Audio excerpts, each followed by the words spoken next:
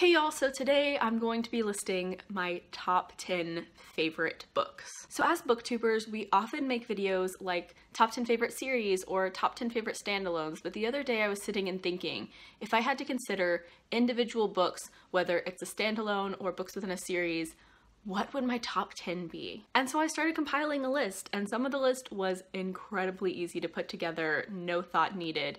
And then parts of it were really, really hard. In fact, at first, I was convinced that I was going to be doing a favorite books video with only 8 books because I couldn't decide on the last 2 books to include. But for the sake of it not being completely obvious what books were gonna be on this list, I decided to go ahead and include 10, and I ended up picking 2 more books to add to the list, and I'm going to be sharing that list with you today. Seriously, y'all, it was so difficult. 3 of my absolute all-time favorite series are not featured on this list. I'll get to that at the very end and I'll briefly talk about it, but it was super hard to narrow it down to these books. I do hope to do updates on this every maybe year or so as I read new books and possibly more books get added to the list.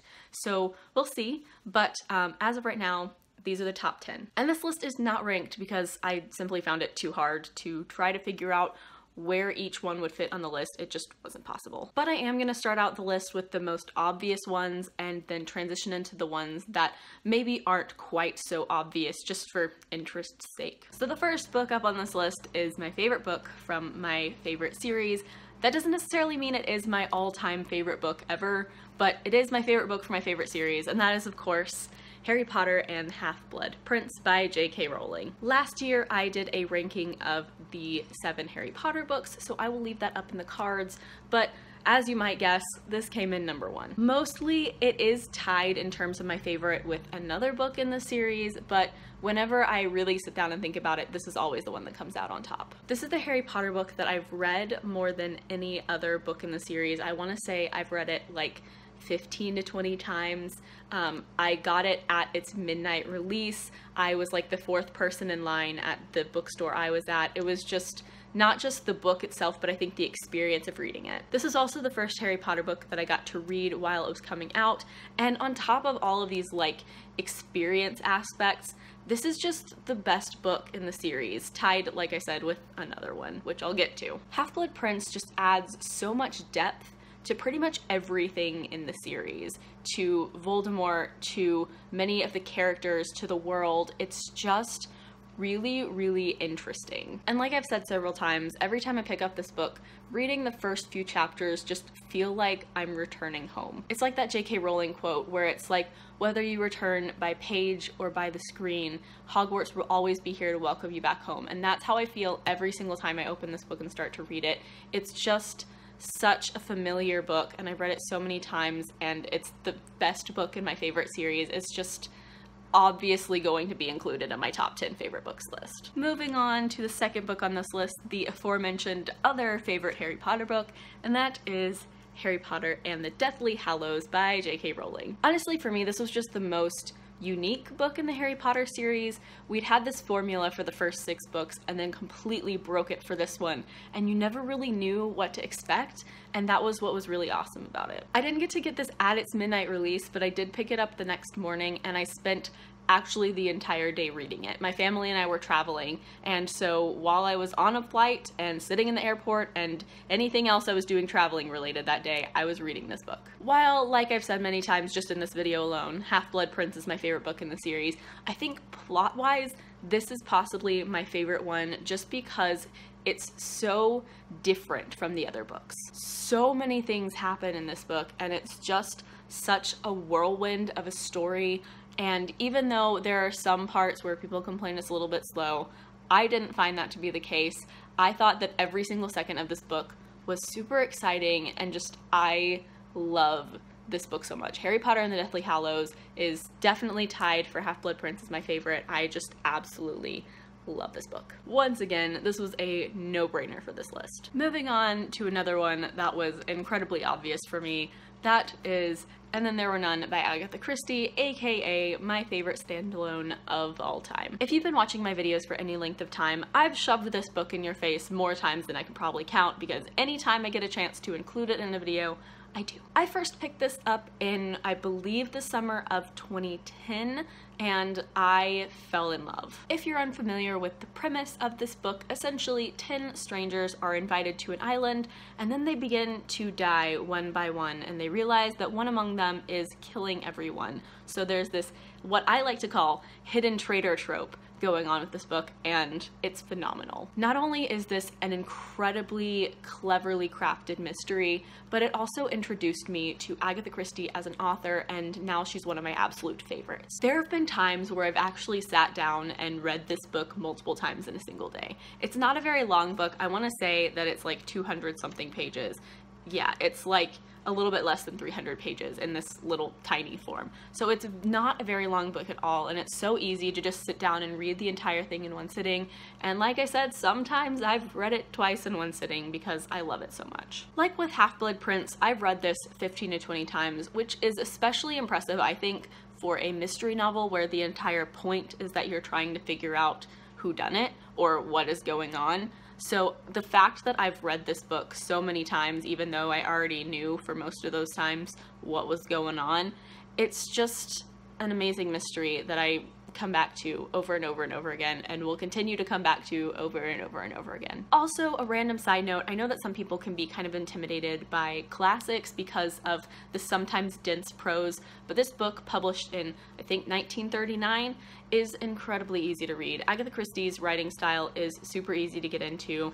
Don't be intimidated by thinking this might be like overly complex or overly wordy. It's definitely not. It's inherently readable. It's just really awesome. Moving on to the fourth book on this list, another one that was incredibly obvious for me because I have touted this as my favorite book I've read since Harry Potter, which is saying something, and that is The Final Empire by Brandon Sanderson. To be perfectly honest with you, I considered putting the entire series on this list because every single book in this trilogy is amazing, but I ended up only including this one. If you're unfamiliar with this book, the question on the cover is basically the starting point of the novel. What if the Dark Lord won? In this world, the Lord Ruler has been ruling for 1,000 years, and life is pretty miserable for anyone who's not nobility. Also in this world, there is a magic system called allomancy, where people can ingest metals and do magic using those metals. Each metal has a specific thing that it can do, and some people who are called mistings can only use one type of metal, but there are people called mistborn who can use all of the metals that can be used for allomancy. And this book, The Final Empire, follows a gang of allomancers who are banding together to try to take down the Lord Ruler. This is the first Brandon Sanderson book that I ever read, and it made me fall in love with him as a writer and with this series because this trilogy, as I've said many times on this channel, is my favorite series after Harry Potter. Like, I have acknowledged that Harry Potter will never be touched because it's one that I've loved for a really long time. But this gets about as close as it can. Like what I said with And Then There Were None, sometimes people can be intimidated by high fantasy because they think that it's going to be overly complex. But Brandon Sanderson's writing style is so easy to get into, and this world is so interesting, the magic system is so interesting, the characters are amazing, it's just phenomenal, and it's so easy to get into too. It's so approachable. Yes, this book is rather large, and the other two books in the series are even bigger, but they're so easy to read, and they're so interesting and intricate and just so intriguing that you never notice that it's just this massive book. It's just so interesting, and I know I overuse that word, but I love the series. Every single aspect about this book blew me away. The world build, the magic system, the characters, the plot, everything. If you haven't checked out a Brandon Sanderson book, definitely recommend this one as a starting point because it's fantastic if you haven't noticed already. So if you haven't noticed, we have yet to talk about one of my other favorite authors of all time, and that is of course Cassandra Clare, and the book of hers that made it onto this list is obviously Clockwork Princess. I first read Clockwork Princess back in May of 2014 during a reading challenge, and I was running kind of behind, and so I was like, you know what, I'm gonna sit down and try to get through a huge chunk of this today. But I picked up the book and I didn't put it down until I was done. I'd already read and loved the first half of the Mortal Instrument series before jumping into this trilogy, so I already loved the Shadowhunter world, and this trilogy made me fall in love with these characters, and this book just gave me so many feels, and I just couldn't put it down. I couldn't stop reading it. I had to know what was about to happen because this book was so fast-paced and everything happened so quickly, and before I knew it, it was over. I don't know what else to say about this book. It is phenomenal. It completely blew me away, and it made me fall even more in love with Cassandra Clare as a writer because this trilogy overall was really great, but this book was like perfect. Is perfect the right word? It might be an exaggeration, but it was pretty perfect. Also, the epilogue in this book is the best epilogue I've ever read. It's phenomenal, and it gave me everything that I didn't know that I needed. This book is amazing, and Cassandra Clare just really knows how to conclude a series so well. So moving on to the 6th book on this list, which again for me was an absolute no-brainer, and that is Ready Player One by Ernest Cline. I first read this book in the summer of 2014, and then I reread it last summer, and I absolutely loved it both times. It is the year 2044, and the world's kind of a mess, but there is this virtual reality called Oasis that a lot of people spend a lot of time in. A few years before this book happens, the person who created Oasis died, and he left an Easter egg in his game and announced that whoever found his Easter egg gets to basically have his entire fortune, the game, his estate, everything. So since then, a lot of people have been hunting for the clues to find the Easter egg and have just been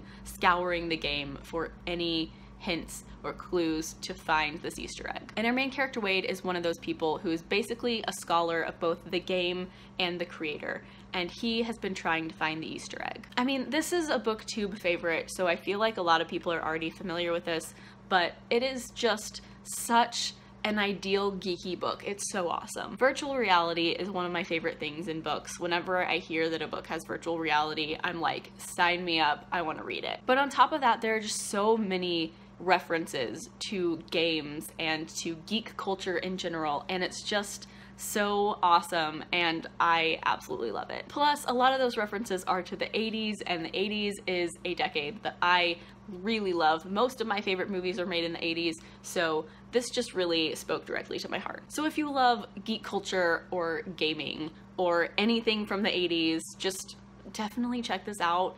It's so awesome, and the world is so interesting and so well developed, and I just love everything about this book. So we're now moving on to the 7th book on this list, which is the first book in one of my absolute favorite series, and that is The Bone Season by Samantha Shannon. Once again, another no-brainer book. This is phenomenal. This takes place in a dystopian England in the future, and in this world there are people who are clairvoyant, and there are many different types of clairvoyance, but being clairvoyant is incredibly illegal. Like, not just using your clairvoyant abilities, but being clairvoyant is enough to get you arrested and or killed. And our main character, Paige, is one of the rarest forms of clairvoyance, and she actually is a member of an underground voyant gang within this dystopian London. And that's about all I'm going to tell you about the premise, but there's so much more to just this first book itself. This is such a phenomenal and well-developed world. The magic system or clairvoyance within this world is so interesting and well developed. The characters are phenomenal. Everything about the series is amazing, and especially this first book. I've heard complaints that this is too complex, it's too detailed, there are too many different things going on, but I love that about it because it's just such a well-developed, very intricate world, and it makes it feel so real, and it makes it that much more amazing for me. And the reason that I love this first book so much isn't just because it's like the first book in the series and it introduces us to everything, but we learn so much about everything going on within this world, and it's just so cool. Seriously, this is one of the most interesting worlds and magic systems / clairvoyance that I've ever read about in books, and I definitely think everyone should pick this up because it's amazing. So this next book is book number 8, and like I said at the beginning, there were 8 books that I thought were ones that definitely needed to be on this list. They were super obvious for me, and they were the easiest ones to put on this list, and this is the last one of those, and that is Warbreaker by Brandon Sanderson. Did you really think that The Final Empire was gonna be the only Brandon Sanderson book on this list? Because obviously, no. Brandon Sanderson is my favorite author, and obviously I had to include more than one of his books on this list, and Warbreaker was just a really obvious book that needed to be included. I do have a full spoiler-free review of this book, which I will link up in the cards, but basically everything that I said about the Final Empire is true about this book as well. I mean, obviously not the premise, but like all of the good things that I said about that book also apply to this one. It's amazing. So there's a lot of stuff going on in this book, and it's very hard to explain the premise, but essentially it follows a large cast of characters in a world where the magic system is called breath, and it deals with color. It follows two princess sisters, one of whom is forced to marry the God King, and one of whom is trying to save her sister from this marriage. It also follows a lesser god named Lightsong the Brave, who isn't really sure how he got that title, and then it also follows another mysterious character named Vasher. And basically, like I said, everything that I said about Final Empire can also be applied to this book. The plot is amazing, the magic system is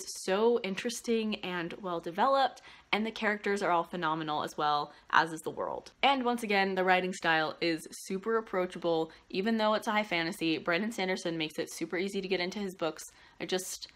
I love this book so much. I just don't know what else to say because all of Brandon Sanderson's books are amazing. These are just the two that happen to make it into my top 10. There are like 5 others waiting in the shadows that could have been on this list. So yeah, I read Warbreaker last year and it completely blew me away, and I love Brandon Sanderson. This book is amazing. So now we're going to be moving into the last 2 books on this list, which, as I said, are the 2 books that took me forever to choose for this list. These are the 2 that weren't quite as easy to choose. They weren't very obvious, and it took me, like I said, forever to pick these last 2. But of those 2, this one was definitely the easier one to include, and that is The Diviners by Libba Bray. The Diviners takes place in 1920s Flapper, New York City, and follows a large cast of characters, many of whom have special abilities and therefore are called diviners. I don't want to get any more into the description of the book because I think it's a little bit more interesting to figure it out yourself,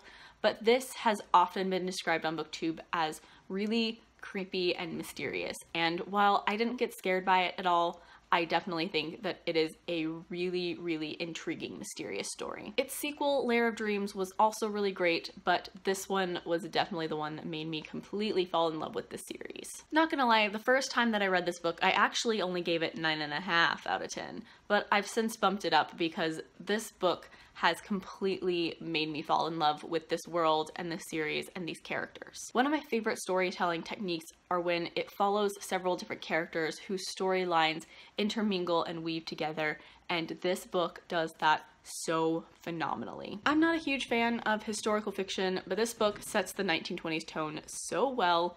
It just completely envelops you and kind of makes you feel like you're back in the 1920s. I would also highly recommend the audiobook, which is done phenomenally and is also kind of creepy actually. So definitely check that out. The person who does the voice acting is so great. So we've made it to the last book on this list. This one, like I said, was so almost impossibly hard to pick, but eventually I made a decision because as of right now, this is the one that I thought deserved to be included. Like I said, I can always make updates, and maybe books that I've already read will make it onto the list that time, but this is the one that I chose for today, and that is Orange Volume 1 by Ichigo Takano. Part of me feels like this is cheating a little bit because this was originally published in 5 volumes and this one has the first 3, but you know what?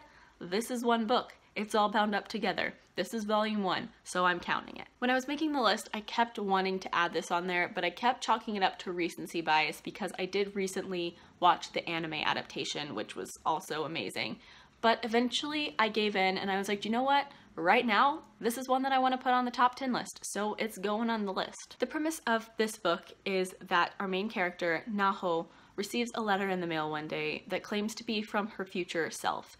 And this letter tells her to watch out for this boy named Kakeru, who is going to be joining her class that day. The implication is that something bad is going to happen to him that her future self wants to avoid. And apart from just Naho and Kakeru, they have this large group of friends, all of whom are so great, and their friendship is so heartwarming and adorable. The characters in the series are all just so adorable and sweet, and some of the most selfless characters I've ever read about. And this story, like I've said every single time I mention this book, is just this incredibly heartwarming story of friendship, and every time I read it, it's just so emotional, and every time I revisit the anime, it's just so emotional, and right now, this, I felt, deserved to be on this list of my top 10 favorite books. Maybe it's recency bias, it probably won't be on the next list because I'll probably read something that'll be even more amazing next time, but as of right now, it definitely deserves its spot on this list. Volume 2 is also amazing, but like not quite as good as the first one. So like I said at the beginning of the video, there are some obvious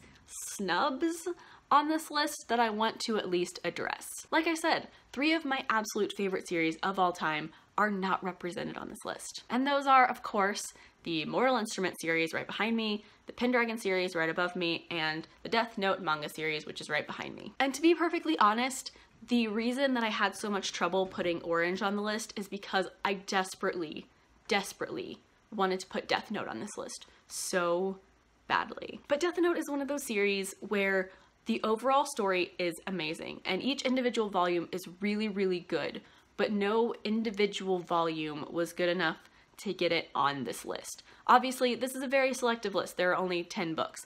And it couldn't quite get there. So even though I prefer this series, even to series like the Orange manga series that I absolutely love, it couldn't quite get on there. And the same goes for the Mortal Instruments and for Pendragon. There are books in both of those series that I've given a full 10 out of 10 stars, but for one reason or another, I couldn't pick a book from there to put on the list, and I couldn't reason myself into putting one of those books on the list. I still love those series and I really enjoy all the individual books in the series, but none of them made it in this top 10. Maybe I will do a reread eventually and feel like one of those books deserves to be on the list, and maybe next time I make this list, one of those books that I've mentioned will be on this list. But as of right now, I couldn't justify it to myself to include any of the books from those 3 series on this list. So those are my top 10 favorite books. Like I said, incredibly hard. I hope to do updates probably at least every year. I don't know, maybe, who knows. But those right now are my top 10 favorite books. As always, I will leave links down in the description to my blog, Twitter, and Goodreads. Please add me as a friend on Goodreads. I would love to be friends with all of you. Like, comment, subscribe, all that jazz. Thank you so much for watching. Bye.